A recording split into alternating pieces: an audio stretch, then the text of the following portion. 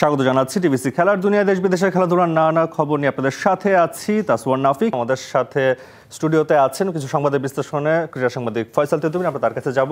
আপনার কাছে প্রথমে জানতে চাই, স্পিন বোলিং কোচ যেটা বলছিলেন মুশতাক আহমেদের মাইন্ডসেটের কথা, আসলে কোন মাইন্ডসেটে বাংলাদেশকে খেলতে হবে বলে মনে হচ্ছে আজকের ম্যাচে আফগানিস্তানের বিপক্ষে? যে মাইন্ডসেটে আমরা লাস্ট 3টা সিরিজ জিতে এশিয়া কাপে পা রেখেছি, against Netherlands, against Pakistan, against Sri Lanka. We played মানে টি-20তে আমরা যে ক্রিকেটটা সাধারণত খেলি না, ইন্টেন্টটা আমরা দেখাই না, পাওয়ার প্লে ব্যবহার করে ওভার দ্য টপ শট খেলা, ব্যাটসম্যানদের ভয়ডরহীন ক্রিকেট, ফেয়ারলেস ক্রিকেট, সেইটা যেন এসে একটা জড়তা দেখছি আমরা এশিয়া কাপে।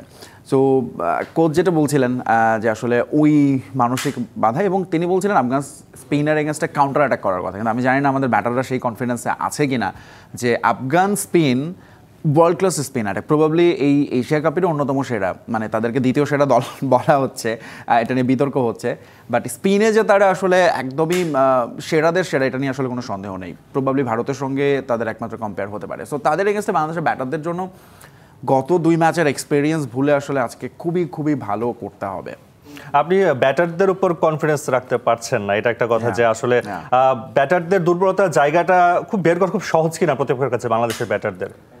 হ্যাঁ, এটা একটা ভালো প্রশ্ন। প্রবাবলি ইয়েস, কারণ এখন আসলে এত বেশি ধরুন অফকোর্স প্রত্যেকটা টিমের টিম অ্যানালিস্ট আছেন, ভিডিও বিশ্লেষণ হচ্ছে, কিন্তু সেই জায়গাটা যেন মনে হয় বাংলাদেশ কি সুবিধাগুলো নেয় যখন এগেনস্ট অপোনেন্টের সঙ্গে খেলে। আপনি যেমন গত ম্যাচের কথাও যদি একটু রেফারেন্স হিসেবে দিই, তুষারা ওই সময় বা চামিরা যে ইয়র্কার লেন্থে বল ফেলবেন আমরা জানি, কিন্তু সেখানে এত অসহায় লাগছিল আমাদের জাকের এবং শামিমকে।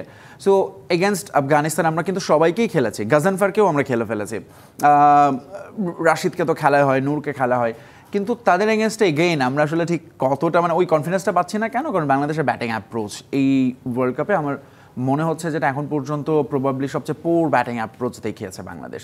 সো হঠাৎ করে যেন এই দলটাকে মেলানো যাচ্ছে না, যে দ্বিপাক্ষিক সিরিজের যে দল সঙ্গে বৈশ্বিক টুর্নামেন্ট এশিয়া কাপে আসলে বা যে কোনো আইসিসি টুর্নামেন্টে গেলে বাংলাদেশ দলটা যেন একটু অন্যরকম দেখায়। ফলে আফগান স্পিনারদের এগেনস্টে আফগানি স্পিনার অবশ্যই বাংলাদেশের ব্যাটারদের মধ্যে যারা থ্রেটানিং মনে করবেন তাদেরকে তো আসলে খুব সহজেই আসলে তারা এত এগুলো এখন ইজি অ্যাভেলেবল রিড করা। বাট এগেইন আমার মনে হয় আজকে বাংলাদেশ দলে চেঞ্জ আসতে পারে। সো সেক্ষেত্রে আমার মনে হয় সাইফকে তারা কখনো খেলেনি, যদি সাইফ সুযোগ পান কিংবা সোহান, তাহলে হয়তো সেই জায়গাটায় তাদেরই স্পিনারদের জন্য একটা চ্যালেঞ্জ থাকবে। সাইফকে সুযোগ দেওয়ার ক্ষেত্রে কি তাওহিদ হৃদয়কে আপনি একাদশের বাইরে দেখছেন কিনা? মনে তো হচ্ছে তাই। তাওহিদ হৃদয় আসলে গত ম্যাচেও সুযোগ পাবেন কিনা এরকম একটা আলোচনা ছিল। সো এই ম্যাচে মনে হয় গত 2 ম্যাচের পারফরমেন্সের পর তাওহিদ হৃদয়কে মনে হয় এই ম্যাচে ড্রপ করতে পারে বাংলাদেশ, কারণ হচ্ছে একটা ষষ্ঠ বোলিং অপশন বা সপ্তম বোলিং অপশন যেটাই বলি, শামীম পাটোয়ারিকে সেভাবে ব্যবহার করা হচ্ছে না। সাইফের বোলিংটা আমরা রিসেন্ট টাইমে দেখেছি খুবই কাজে দিচ্ছে। সো প্রবাবলি সাইফের একটা চান্স তিনি ডিজার্ভ করেন, হয়তো এই ম্যাচেই তাকে আমরা দেখলেও দেখতে পারি। সে জায়গাটা একটা পরিবর্তনের সম্ভাবনা তো আছে। আপনি নূর হাসান সোহানের কথা বললেন, তিনি একাদশে ঢুকতে পারেন, সেক্ষেত্রে লিটন দাস যেহেতু এখন উইকেট কিপিং করছেন, তিনিও কিপার, সেক্ষেত্রে সোহানের জায়গাটা আসলে খুব কঠিন কিনা একাদশে ঢোকাটা? মনে হয় সোহানের জায়গাটা বেশ কঠিন একাদশে ঢোকা, একমাত্র যদি একজন পেস বোলার বাংলাদেশ কমিয়ে দেয় এবং ব্যাটসম্যান একজন বাড়িয়ে নেয়, কিন্তু সেটাতে আমার মনে হয় বাংলাদেশ করবে, কারণ আজকে হয়তো বা ওই সেম 3 পেস বোলিং অ্যাটাকেই আমরা দেখবো, 2 স্পিনার। সেক্ষেত্রে যদিও পেস বোলিংও আবারও শরীফুলই কন্টিনিউ করবে, লেফট আর্মার নাকি তাসকিন ব্যাক করবে, আমার মনে হয় তাসকিন আজকের ম্যাচে ব্যাক করার পসিবিলিটি খুব খুব বেশি। সেক্ষেত্রে সোহানের জন্য আসলে খুব টাফ, মানে কাকে ড্রপ করেন, কারণ তিনি যে পজিশনে ব্যাট করেন ওই জায়গাটা এত ভালো করছেন শামীম এবং জাকের। সো সোহানের জন্য আসলে আরও আমার মনে হয় ওয়েটই করতে হবে। আর নাসুম আহমেদ আফগানিস্তানের বিপক্ষে যদি খেলে, সেক্ষেত্রে আফগানদের অনেক রাইট হ্যান্ডের ব্যাটার রয়েছে, আমরা দেখেছি, কার্যকরী হতে পারে কিনা? আর যদি খেলো সেক্ষেত্রে পেস বল একটা কমের কথা বলছিলেন, সেই জায়গাটায় নাসুমের সুযোগ রয়েছে কিনা? আমার মনে হয় নাসুম আসলে একেবারেই রিপ্লেসমেন্ট হবে হচ্ছে রিশাদের, কারণ রিশাদের গত 2 ম্যাচের পারফরম্যান্স তাকে আসলে ডিফিকাল্ট। বাংলাদেশ গত ম্যাচে মাত্র 1 ওভার তাকে দিয়ে বল করেছে, সেখানে তিনি 18 রান দিয়েছেন। আগের ম্যাচেও আসলে তিনি খুব আহামরি পারফরমেন্স করতে পারেননি, এবং রিশাদ আসলে এই উইকেট থেকে মনে হচ্ছে যেন খুব ওই সুবিধাটা পাচ্ছেন না, কারণ তিনি আসলে মূলত স্টক বল নির্ভর বলার, খুব একটা গুগলি বা অন্য কিছু আমরা দেখি না তার কাছ থেকে, এবং সেটা আসলে আবুধাবিতে কতটা কাজে আসবে, এবং সে কারণেই রিশাদ হচ্ছে আরেকটা অবভিয়াস চেঞ্জ আজকের টিমে, এবং সেই জায়গায় তো নাসুমই হচ্ছে তার বেস্ট রিপ্লেসমেন্ট। হয়তো নাসুম তার জায়গাতেই আসবেন রিশাদের জায়গায়, কিন্তু ওই যে রিশাদের কাছ থেকে বাংলাদেশ দল আসলে একটা ব্যাটিং মনে করে যে তার কাছ থেকে যদি পাওয়া যায়, কিন্তু ব্যাটিংয়ের জন্য আসলে এত নিচে এখনো বাংলাদেশকে ব্যাট করতে হয়নি, বাট স্টিল আমার মনে হয় নাসুম এবং সাকিব দুজনই আসলে ব্যাট হাতে ক্যাপাবল। রিশাদের ক্ষেত্রে যদি একটু বলি, আফগানিস্তান দলটা বা আফগানিস্তান লোকাল ক্রিকেট নিয়ে যদি বলি, অনেক লেগ স্পিনার তাদের দেশে, সেই জায়গায় রিশাদকে রিড করা বা রিশাদকে খেলাটা আফগান ব্যাটারদের জন্য খুব ইজি মনে হয় কিনা? না, সেটা তো অফকোর্স অবভিয়াসলি। আর Rishad he is not a big turner of the ball, সাধারণত লেগ স্পিনারদের যেটা হয় ঋষাদ একেবারেই তিনি আসলে সাধারণত উইকেট টুইকেট বল করতে পছন্দ করেন, কিন্তু লেগ স্পিনাররা যেটা হয় প্রত্যেক ওভারে একটা দুটো তারা আপনি আসলে গিফট করবে ব্যাটসম্যানকে, এবং সেইটা আসলে আফগানদের জন্য আমার মনে হয় যে অবভিয়াসলি অনেক বেশি সহজ হবে ঋষাদকে খেলা, কারণ ঋষাদ এখনও আমার মনে হয় early stage of his career, আরও কিছুটা তো সময় লাগবে, যত ভিন্ন কন্ডিশনে ভিন্ন অপোনেন্টের সঙ্গে খেলবেন নিজেকে হয়তো আরও পরিপক্ক করতে পারবেন, কারণ আমাদের কোনো লেগ স্পিনার নেই। ঋষাদই এখন একমাত্র আসলে আমাদের তার উপর আসলে ইনভেস্ট করতে হবে বাংলাদেশ দলকে। যেরকমটা ধরুন অস্ট্রেলিয়া দিনের পর দিন জ্যাম্পার উপর করেছে, করে তাকে একটা জায়গায় নিয়ে এসেছে, সেম চাহালকে একটা সময় দীর্ঘ সময় ভারত খেলিয়েছে। সো আমার মনে হয় আমাদের ওই সময়টা এখন আসলে ঋষাদকে দেওয়া উচিত, যেটা আমরা এর আগে আরও দু একজনকে দিয়ে ট্রাই করেছি কিন্তু সেটা কন্টিনিউ করা হয়নি। বিপ্লবের কথা আমরা বলতে পারি। তো সেক্ষেত্রে আমার মনে হয় ঋষাদ একটা ভালো প্রসপেক্ট, তিনি এরই মধ্যে আমাদের হয়ে বিশ্বের সেরা ফ্র্যাঞ্চাইজি লিগগুলোতেও ডাক পাচ্ছেন, কারণ তিনি পারফর্ম করছেন। হয়তো এখন একটা ব্যাট প্যাচ যাচ্ছে, খারাপ সময় যাচ্ছে, এবং লেগ স্পিনার এবং ক্রিকেট আসলে মডার্ন ক্রিকেট এখন এরকমই, শুধু লেগ স্পিনার না, পেসার ব্যাটসম্যান প্রত্যেককে আসলে প্রতি মুহূর্তে নিজেদেরকে ইভলভ করতে হয়, বোলিংয়ে নতুন কিছু যোগ করতে হবে, এগেনস্ট অপোনেন্ট বুঝে আপনাকে একটা প্ল্যানিং নিয়ে নামতে হবে, সেই জায়গাগুলোতে আসলে টিম ম্যানেজমেন্ট থেকে প্রপার সাপোর্টটা দরকার প্লেয়ার। ঋষাদের এই যে সুযোগটা বা ঋষাদকে নিয়ে প্ল্যানিং করে রেখে ঋষাদের ব্যাটিংটাকে একটু নির্ভর করতে চাচ্ছে বাংলাদেশ টিম, বা ব্যাটিংটার উপর ভরসা রেখে কি ঋষাদের উপর বেশি ভরসা করছে কিনা মনে হয় বোলিংয়ের থেকে? মনে হয় না, আমার মনে হয় তাকে আসলে বোলিং অ্যাকশনে বোলিং আক্রমণে একটা বৈচিত্র্য আনাটাই মেইন উদ্দেশ্য। একজন লেগ স্পিনার থাকা মানেই হচ্ছে আপনার বোলিংয়ে আসলে অপোনেন্টের জন্য একটা ডিফারেন্ট তখন প্ল্যান করতে হয়। সো মেইনলি তার বোলিংয়ের জন্যই, পাশাপাশি যদি ব্যাটিংটা পাওয়া যায়, কারণ রিসেন্ট টাইমে তিনি ব্যাট ভালো করেন, কিন্তু আজকের ম্যাচে আমার মনে হচ্ছে যে ঋষাদকে নিয়ে আসলে আলোচনার কোনো সুযোগ খুব একটা নেই, কারণ তার আগের ম্যাচের পারফরমেন্স আসলে সে কথাই বলছে। আফগানিস্তানের ব্যাটিং নিয়ে একটু জানতে চাই। আফগানিস্তানের অনেক আসলে তিন ডিপার্টমেন্টই আফগানিস্তান অনেক ব্যালেন্স টিম। আমি যদি ভুল না করি বাংলাদেশের থেকে অনেক সাইডে ভালো রয়েছে আফগানিস্তান তিন ডিপার্টমেন্টে। সেই জায়গাটায় ব্যাটারদের মধ্যে এক্সপেক্টর কাকে দেখছেন, বাংলাদেশের চিন্তার বিষয় কাকে নিয়ে বেশি প্ল্যানিং করা উচিত বলে? বাংলাদেশের সঙ্গে তো সবসময় ভয়ঙ্কর হয়ে যান আসলে তাদের দুই ওপেনারে যে কোনো একজন, আইদার জাদরান বা গুরবাজ। দারুণ ট্র্যাক রেকর্ড এগেন্স্ট বাংলাদেশ, কিন্তু তাদের হচ্ছে এত অলরাউন্ডার, এবং ওমর জায়ের গত ম্যাচের পারফরমেন্স জানেন যে তিনি আফগানিস্তানের হয়ে ফাস্টেস্ট 50 করে ফেলেছেন, নবীর রেকর্ডটা ভেঙে দিয়েছেন। সো তাদের ব্যাটিংয়ে এক্স ফ্যাক্টর আছে আসলে অনেকে, এবং একটা টিমে যখন বিশেষ করে T20-তে আপনি দেখেন ভারত, আফগানিস্তান কেন ভালো করছে, because they have plenty of options batting এবং বোলিং। ধরুন হার্দিক পান্ডিয়া, শিবম দুবাইকে দিয়ে তারা বোলিং এবং ব্যাটিং দুটোই পাচ্ছে। সো এরকম অলরাউন্ডার আফগানিস্তানে আছে, তারা একজন পেসার নিয়ে খেলাতে পারে যাতে সেই জায়গাটা ওমর জায় কাভার করে দিতে পারেন। সো ব্যাটিংয়ে হচ্ছে অবভিয়াসলি তাদের দুই ওপেনারই আমার কাছে মনে হয় মেইন থ্রেট হবে বাংলাদেশের জন্য। এছাড়া নবী, তিনি এখনও নিষ্প্রভ, বোলিংও তাকে আফগানিস্তান আনছে না, 7টা বলার ব্যবহার করেছে, কিন্তু নবীকে কিন্তু আমরা প্রথম ম্যাচে আক্রমণে দেখিনি, প্রয়োজন মনে করছে না। সো এত অপশন তাদের। সো নবী হচ্ছে যদি ওই রকম হয় যে বা আফগানিস্তানের মিডল অর্ডার বা লেট মিডল অর্ডারকে ব্যাট করতে হচ্ছে, সেখানে নবী আসলে আমার মনে হয় যে আরেকটা থ্রেট হতে পারেন বাংলাদেশের জন্য। বাট এগেইন বাংলাদেশের আজকে ভালো করতে হলে আসলে দুই ওপেনারকে দ্রুত ফেরত পাঠাতে হবে। একাদশে এখন মুজিবের মতো স্পিনারও কিন্তু খেলায়নি আফগানিস্তান। আজকে একজন পেসার আমরা দেখেছি গতকালকে ইনজুরিতে পড়েছে নাভিন, তিনি একাদশে আর মানে খেলবে না এশিয়া কাপে। সেই জায়গায় মুজিবের আজকে খেলানোর সম্ভাবনা রয়েছে কিনা, কি মনে হয় মুজিবকে খেলাতে কতটা বিপদে পড়তে পারে বাংলাদেশ? আসলে মানে বাংলাদেশ যে কতটা বিপদে পড়তে পারে, ধরুন স্পিনার এগেনস্টে আমরা শ্রীলঙ্কার এগেনস্টেই দেখেছি। প্রবাবলি আফগানিস্তানের spin quality is better than that, এবং সেখানে ধরুন হাসারাঙ্গাকে হাসারাঙ্গা অনেকদিন পর ইনজুরি থেকে ফেরেছেন, এবং লেগ স্পিনে বাংলাদেশের দুর্বলতা সবসময়। সেখানে ধরুন আফগানিস্তানের যে বোলারগুলো আছেন খুবই আনঅর্থোডক্স বোলার আছেন কিছু, লেফট আর্মার, রাইট আর্মার, এবং বাংলাদেশের জন্য আসলেই বড় চ্যালেঞ্জ অপেক্ষায়। কারণ হচ্ছে যে আমরা খুব মানে এই ম্যাচটা আসলে এমন বাংলাদেশের, আপনি ঠিক একটু টেন্টেটিভ হবেন যে আমরা একটা অ্যাটাকিং এগ্রেসিভ ক্রিকেট খেলি, কারণ হচ্ছে আমাকে ম্যাচ জিততে হবে, রান রেটে এগিয়ে থাকতে হবে যদি আমাদের সুপার ফোরে আসা জিয়ে রাখতে হয়। আবার আপনি একটু বাড়তি যে ঝুঁকে নিতে যাবেন, যদি কোনো কারণে ম্যাচটা হেরে যান তখন ওই অপরচুনিটিটাও থাকবে না। সো শ্যাম রাখি না কুল রাখি অবস্থা, যে আমি কি অ্যাটাকিং ক্রিকেট খেলবো, অল আউট ক্রিকেটে যাবো, নাকি আমি আসলে খুব সেফলি ক্রিকেট খেলে ম্যাচটা আগে জিততে চাইবো, 2 পয়েন্ট নিশ্চিত করতে চাইবো।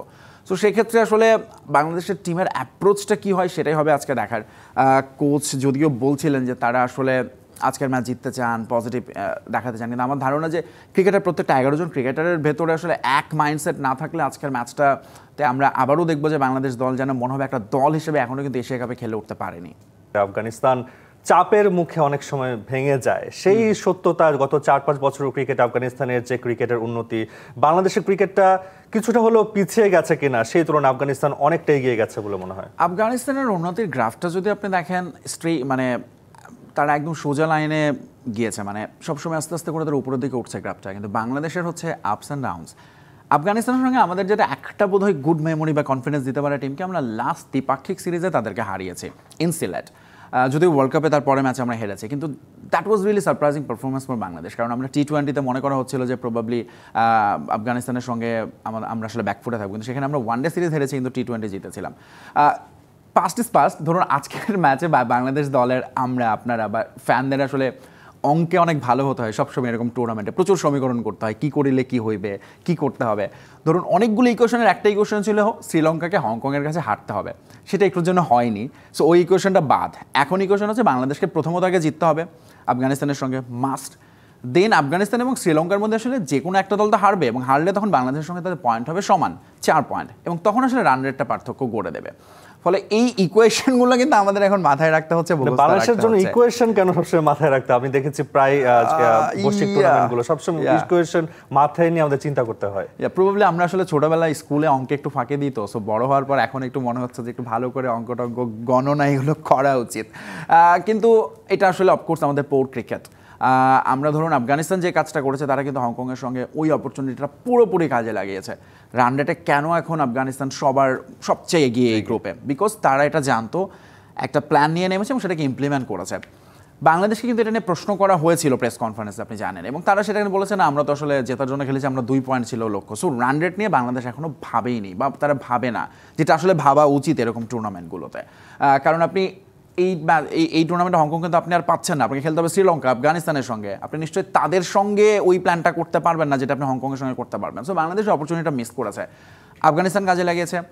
আবার শ্রীলঙ্কা, আমার মনে হয় হংকং যে কাজটা করেছে, শ্রীলঙ্কার রান রেটটাকে এখনও নাগালের মধ্যে রেখেছে। সো বাংলাদেশকে আজকে খুব ভালো ক্রিকেট খেলতে হবে, নাম্বার 1। নাম্বার 2 হচ্ছে শ্রীলঙ্কাকে হারতে হবে, কারণ আমরা আবার নেক্সট ম্যাচে আসলে আফগানিস্তানকেই সাপোর্ট করতে হবে পরিসংখ্যানগতভাবে, রান রেটের দিক থেকে। কারণ আফগানিস্তানের রান রেট এত ভালো, সেদিক থেকে শ্রীলঙ্কাটা একটু ধরাছোঁয়ার মধ্যে আছে।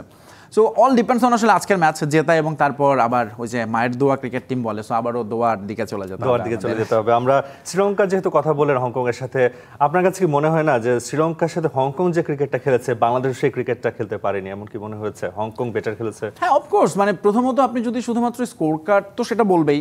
একই সঙ্গে আপনি যদি দুই টিমের ব্যবধানটা দেখেন, ওই ম্যাচে শ্রীলঙ্কাকে আসলে বেশ, মানে একটা সময় মনে হচ্ছিল শ্রীলঙ্কা আন্ডার কন্ট্রোল, কিন্তু আস্তে আস্তে কিন্তু হংকং শেষ হওয়া পর্যন্ত তারা হাল ছাড়ছিল না।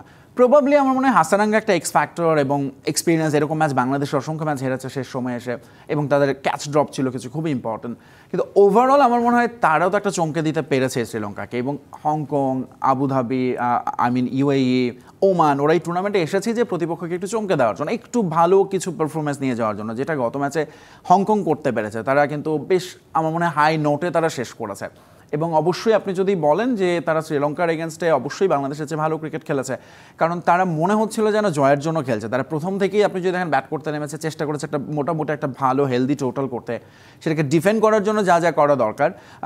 শ্রীলঙ্কা তো বেশ চাপের মধ্যে ছিল, এবং ম্যাচ শেষে আসালাঙ্কার রিয়াকশনটা শুনছিলাম যে তারা মানে একেবারেই হয় না যে আত্মা খাঁচা ছাড়া হয়ে যাওয়া, এটাই হতে লেগেছিল। বাট ফাইনালি হংকং বা এই ডেভেলপিং নেশনগুলোর সঙ্গে আসলে পার্থক্য এত বেশি এশিয়ার অন্যান্য টিমের, এই কারণে এই টুর্নামেন্টটা নিয়ে অনেক কথা হচ্ছে, গ্রুপিং নিয়ে কথা হচ্ছে, যে ভারত পাকিস্তানের গ্রুপটাতে আসলে এমন টিমদের রাখা হয়েছে যেখানে আসলে আপনি খুব সহজে প্রেডিক্ট করতে পারেন। আবার এই গ্রুপটা হয়ে গেছে group of death, Bangladesh, Afghanistan, Sri Lanka থেকে একটা টিম বাদ যেতেই হচ্ছে। সো বাকি টিমগুলোর আসলে এই গ্যাপটা যত দ্রুত পূরণ হবে, আমার মনে হয় সেটা আমাদের এই টুর্নামেন্টের জন্য ভালো, ওভারঅল ক্রিকেটের জন্য তো ভালো। আপনি বললেন যে হংকং, ওমান বা আরব আমিরাত এই দলগুলো চমক দেখাতে এসেছে এশিয়া কাপে, বাংলাদেশ কেন এসেছে? বাংলাদেশে আসলে কখনো প্ল্যানিং বা আর সংযুক্ত আরব আমিরাতে এখন পর্যন্ত বাংলাদেশ একটি টি-20 জিততে পারেনি এখন পর্যন্ত, 8টিতে 8টি হেরেছে। তো বাংলাদেশের আসার কারণটা কি আসলে, কি মনে হয় তাদের প্ল্যানিংটা কি ছিল? বাংলাদেশের প্ল্যানিং, এই প্রশ্নটা তো আমরা করেইছি, মানে সাংবাদিকরা করেছেন টুর্নামেন্ট শুরুর আগে, বলেছেন তারা টুর্নামেন্ট ট্রফি জিততে এসেছে। বাংলাদেশ কিন্তু এই টুর্নামেন্টে 3বার রানার্স আপ, আমরা ট্রফি জিততে পারিনি। প্রবাবলি ট্রফি জেতা একটা অভ্যাসের ব্যাপার, মনে হয় একটা বাধা আছে, যে বাধাটা সাউথ আফ্রিকা পেরিয়েছে এবার আইসিসি টেস্ট চ্যাম্পিয়নশিপ জেতা, নিউজিল্যান্ড দীর্ঘ সময় পর। বাংলাদেশের প্রবাবলি একটা ট্রফি জেতাটা খুব দরকার। কিন্তু ধরুন আমরা হয় না, মানে এখন হঠাৎ করে আমরা যেন রিয়েলিটি চেক হচ্ছে, আমরা নেদারল্যান্ডসকে হারিয়ে, শ্রীলঙ্কাকে হারিয়ে, পাকিস্তানের সঙ্গে সিরিজ যেতে ভাবছিলাম আমরা এবার এশিয়া কাপে বোধহয় দিস ইজ দ্য টাইম, কিন্তু আমরা বাস্তবতায় এসে দেখছি এশিয়া কাপে এসে সংযুক্ত আরব আমিরাতে অবশ্যই আমরা, আপনি যেটা বললেন, আমরা কিন্তু হংকংকে হারালাম। So that is a positive sign. কিন্তু ওভারঅল চিন্তা করলে আসলে বাংলাদেশ এই টুর্নামেন্টে কেন গিয়েছে, অফকোর্স ট্রফি জেতার জন্য গিয়েছে, কিন্তু সেটা আসলে মাঠে তারা এখনও দেখাতে পারেনি।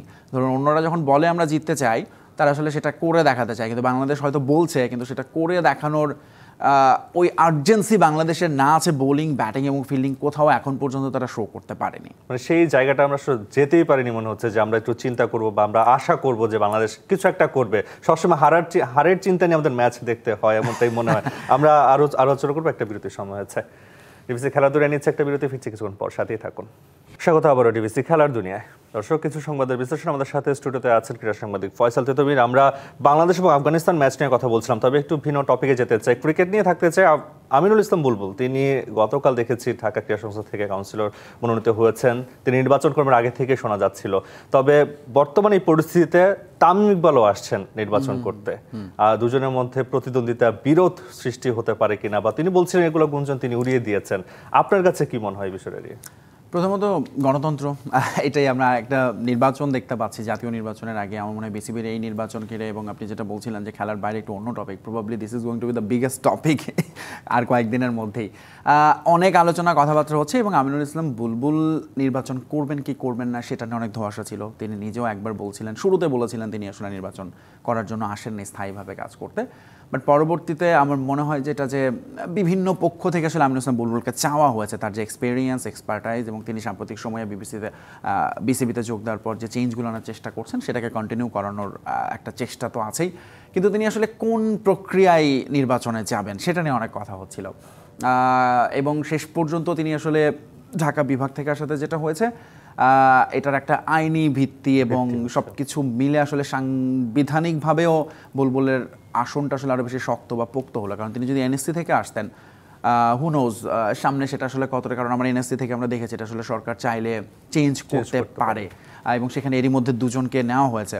ফলে এইটা বরং আরও এখন তার বাকি কাজ হচ্ছে কাউন্সিলরদের কাছে যাওয়া, তাদের মনটা জয় করা।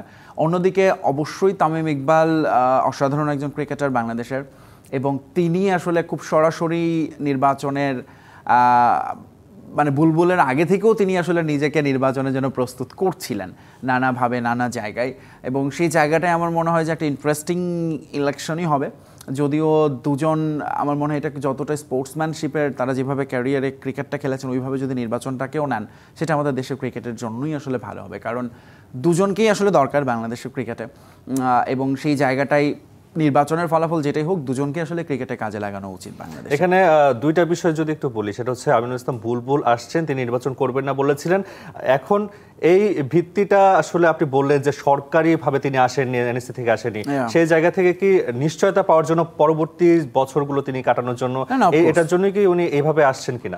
অফকোর্স এটাই আসলে মেইন রিজন। যেহেতু ধরুন এটা তো আর শুধু তিনি যেরকম বলছেন টি-20 খেলতে চান, কিন্তু এখন তিনি আসলে টেস্ট খেলতে হবে তাকে। ধরুন 4 বছরের জন্য যদি তিনি দায়িত্ব নেন, একটা লম্বা সময়, এবং এই সময়টাই আসলে আমিনুল ইসলাম বুলবুলকে যেন পরবর্তীতে বাংলাদেশের যে আমরা দেখি যে এর আগের ট্র্যাডিশনগুলো, নানা সময়ই অনেক বেশি, ধরুন ক্রিকেটটাকে বলা হয় যে আসলে রাজনীতির বাইরে থাকতে হবে, আইসিসির গাইডলাইন্সও সেটাই আছে, কিন্তু পুরোপুরি আমাদের এই সাবকন্টিনেন্টে আসলে ওই প্রভাব মুক্ত থাকা যায় না। এবং সেই জায়গা থেকে আমিনুল ইসলাম বুলবুল নিজে আইসিসি থেকে কাজ করতে এসেছেন, তিনি নিজে খোলা মন নিয়ে এসেছেন কাজ করার জন্য। সো তাকে আসলে এই সাপোর্টটা দেয়া প্রবাবলি মনে করেছে কিছু পক্ষ, বিসিবি বা সরকার সংশ্লিষ্ট অনেকেই চেয়েছেন আমিনুল ইসলাম বুলবুলকে রাখতে, এবং তিনি আসলে সেই পথেই এখন নিজেকে প্রস্তুত করে সামনের দিকে যাবেন। কিন্তু এগেইন আমার মনে হয় যে ইলেকশনটা খুবই ফানি থিং হতে পারে, কারণ আমরা জানি না আসলে এই আস্তে আস্তে এর মধ্যে আরো অনেক রকম নাটকীয়তা ঘটতে পারে। আসলে আমরা ক্রিকেট নিয়ে কথা বললাম, নির্বাচন নিয়ে কথা বললাম, এবার আজকে চ্যাম্পিয়ন্স লিগ শুরু হচ্ছে, অনেক বড় একটি আসর, সেটা নিয়ে কথা বলতে হবে। তার আগে একটা প্রতিবেদন দেখে আসতে চাই। আমরা আবারও ফিরছি আলোচনায়। আমরা ফুটবল নিয়ে জানতে চাই, আজকে সব থেকে বড় আসর ইউরোপিয়ান ক্লাব ফুটবলের চ্যাম্পিয়ন্স লিগ শুরু হচ্ছে। এক্সপেকটেশনটা কেমন? রিয়াল মাদ্রিদের মতো সবচেয়ে বড় দল এই চ্যাম্পিয়ন্স লিগে যেটা বলা হয়, আর্সেনাল নামছে, ইউভেন্টাস নামছে, এক্সপেকটেশনটা কেমন? Expectation high. প্রথমত আমাদের আবারও রাত জাগার মিশন শুরু হয়ে গেল। আসলে ধরুন চ্যাম্পিয়ন্স লিগ, অফকোর্স ইউরোপের শ্রেষ্ঠত্বের লড়াই। প্রথমত আজকের big match probably Juventus and Dortmund, তাদের মধ্যেকার ম্যাচটা, কিন্তু নজর থাকবে আসলে আর্সেনালের উপর, কারণ এই দলটা কবে ট্রফি জিতবে, ট্রফি কলাটা কাটবে কখন, একদম হাত ছোঁয়া দূর থেকে তারা ফেরত আসছে প্রিমিয়ার লিগেও এবং চ্যাম্পিয়ন্স লিগেও। সো এই সিজনটাকে মনে করা হচ্ছে আর্সেনালের জন্য আসলে সেই season, probably breakthrough season.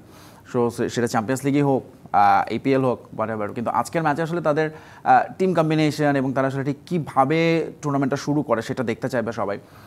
Real মাদ্রিদের জন্য খুবই হতাশার একটা সিজন গিয়েছে লাস্ট সিজনটা। তারা বলতে গেলে কিছুই জিততে পারেনি। চ্যাম্পিয়ন্স লিগ মানেই আসলে রিয়াল মাদ্রিদ, এবং সেই জায়গাটায় রিয়াল মাদ্রিদ এই সিজনে it looks a different Real Madrid. আবার আগের গ্যালাকটিকোর একটা ফ্লেভার পাওয়া যাচ্ছে। একই সাথে আলোনসোর কোচিংয়ে আসলে কার্লো আনচেলত্তি যা করার করে দিয়ে গিয়েছেন, এখন আসলে ওই লেগাসিটা টেনে নিয়ে যেতে হবে আলোনসোকে। মাঝখানে লাস্ট সিজনটা ভুলে গিয়ে আসলে এই সিজন থেকে নতুনভাবে স্টার্ট করতে চাইবে রিয়াল মাদ্রিদ।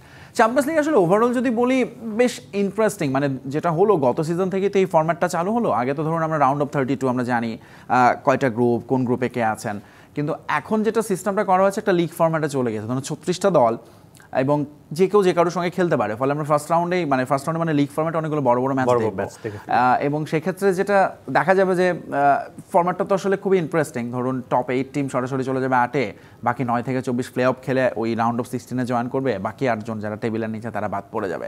ফলে অনেক সময় এখানে ছোট দলগুলোর আসলে একটা ভালো সুযোগ তৈরি হয়ে যেতে পারে, কারণ খুব বেশি ম্যাচ আসলে খেলতে হচ্ছে না। হোম অ্যান্ড অ্যাওয়েতে তারা সমান সমান করে 8টি করে ম্যাচ খেলবে, 4টি করে, এবং যে কোনো অপোনেন্টের সঙ্গে আসলে খেলতে হতে পারে। এবং UEFA আসলে চাইছিল সেটাই, খেলাটাকে যতটা সম্ভব আরেকটু এক্সপ্যান্ড করতে, এবং সেটা তারা করতে পেরেছে। সো সব মিলে আমার মনে হয় যে এক্সাইটিং, যদিও চ্যাম্পিয়ন্স লিগ আসলে যত সামনে যায় আপনার এক্সাইটমেন্টটা বাড়ে। এখন আসলে শুরুর দিন, তারপরও যখন কোনো আপসেট ঘটবে তখন আসলে একটু ছোট করে জানতে যেতে, হাতে সময়টা খুবই স্বল্প। আর্সেনালের ব্যাড লাক কিনা এইবারও শুরু করতে হচ্ছে বেশ কিছু ইনজুরি মাথায় নিয়ে? সেটা তো অবশ্যই, কিন্তু ধরুন একটা ফুটবলে যেহেতু রিসেন্টলি ইন্টারন্যাশনাল ব্রেক গিয়েছে, টানা তার আগে APL খেলেছে, ফলে প্লেয়াররা আসলে আমার মনে হয় কোচদের ওই প্ল্যানটা থাকে, এবং আর্সেনাল এবার যে দলটা গড়েছে তাতে আমার মনে হয় তারা সেটা কাটিয়ে উঠতে পারবে। বাট বিলবাও স্ট্রং অপোনেন্ট, স্প্যানিশদের বিপক্ষে ইংলিশদের খেলার সবসময় একটু ডিফিকাল্ট হয়। সো সেই জায়গাটায় আর্সেনালের জন্য একটা বড় চ্যালেঞ্জ দিয়েই শুরু হচ্ছে। কিন্তু এগেইন আমার মনে হয় এইটা তারা যত বেশি ভালোভাবে উঠাতে পারবে, তার মানে হচ্ছে যে ধরুন এখন ইনজুরিতে হয়তো তারা কি প্লেয়ারদের কিছু পাবে না, কিন্তু সামনের দিনগুলোতে আর্সেনালের জন্য আসলে এটা আরও বেশি বুস্ট আপ করবে, কনফিডেন্স দেবে তারা যখন মেইন প্লেয়াররা আরও স্কোয়াডে ব্যাক করবে তখন। আমরা ফুটবল নিয়ে আরও আলোচনা করতে হতো আপনার সাথে, তবে একদমই সময় আমাদের হাতে নেই। তবে আপনাকে অসংখ্য ধন্যবাদ আজকে ডিবিসি খেলাধুলা নিয়ে আসার জন্য। আপনাকে অনেক ধন্যবাদ, থ্যাংক ইউ।